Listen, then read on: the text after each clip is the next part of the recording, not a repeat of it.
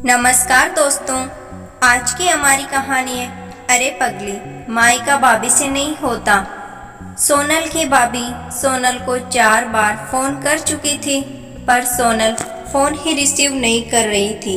बाद में जब सोनल किचन से बाहर आई तो देखा उसकी भाभी के 4 मिस कॉल है लगातार। ये देखकर वह घबरा गई, क्योंकि उसकी भाभी को पता होता है कि अगर सोनल 2 बार में फ़ोन नहीं उठाती है तो इसका मतलब यही है कि वह अपने काम में व्यस्त है और या फिर फ़ोन से दूर है।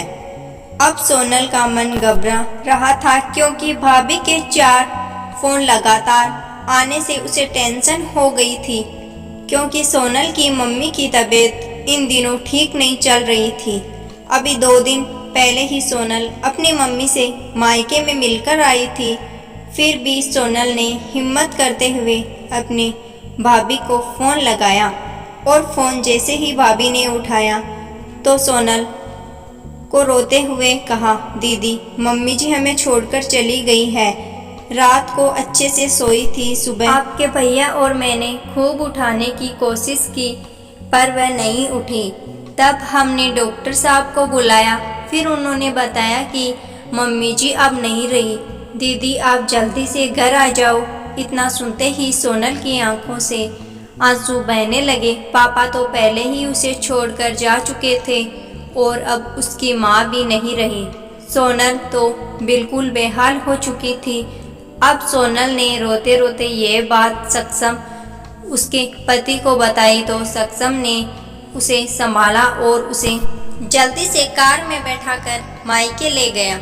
सोनल जैसे ही अपने घर पहुंची तो अपनी माँ के शरीर को देखकर उससे लिपट गई और खूब रोई। आखिर में सक्षम ने उसे किसी तरह समझाया और माँ का अंतिम संस्कार किया। सारे विधि विधान होने के बाद भी सोनल की रुलाई रुकी नहीं थी। उसे माँ की बहुत याद आ रही थी। तब सोनल की मौसी ने उसके आंसू पोंछे और उसे संभाला और कहा, सोनल बेटा, ऐसे दुखी मत हो। दीदी नहीं रही तो क्या हुआ, मैं हूं ना तेरी मौसी। मेरा घर भी तेरा मायका है। तेरा जब मन करे तब आ जाना अपनी मौसी के पास। वैसे कहते भी है तो ना, मौसी मतलब माँ जैसी। बेटी मैं तेरा दर्द समझ सकती हूँ, क्योंकि तेरे पापा तो पहले ही तुम्हें छोड़कर जा चुके हैं और आज दीदी भी चली गई। कहते हैं ना कि माँ के जाने के बाद तो लड़कियों का मायका छूट ही जाता है। यह भाभी तो बस दुनिया को दिखाने के लिए नाम का रिश्ता होता है, क्योंकि मायका तो माँ से ही है होता है। सोनल भी मन ही मन सोचने लगी कि शायद मौसी ठीक ही कह रही है। वह मौसी से लिपटकर जोर जोर से रोने लगी और कहने लगी, क्या मासी, मेरा भी मायका अब नहीं रहा। तब सोनल की भाभी दूर बैठी दोनों की बातें सुन रही थी। पहले तो भाभी ने सोनल को चुप कराया और फिर उसे दिलासा दी। फिर भाभी ने मौसी से कहा कि मौसी जी, आपने ऐसा कैसे कह दिया कि मायका केवल माँ से ही होता है। मैं जानती हूँ कि माँ का स्थान कोई नहीं ले सकता, लेकिन अभी दीदी के भैया भाभी जिंदा हैं और जब तक हम हैं, दीदी का मायका हमेशा बना रहेगा। मैं पूरी कोशिश करूंगी दीदी को मम्मी जी की तरह प्यार और सम्मान देने की, और दीदी जब चाहे तब यहाँ आ सकती है। यह घर कल भी उनका था, आज भी है और कल भी रहेगा।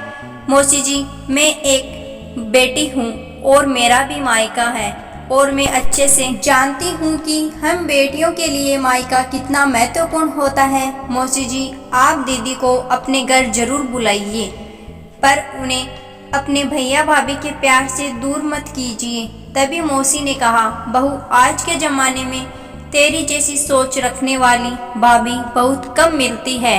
मुझे माफ़ कर दे, मैंने सोनल को गलत राह दिखाई।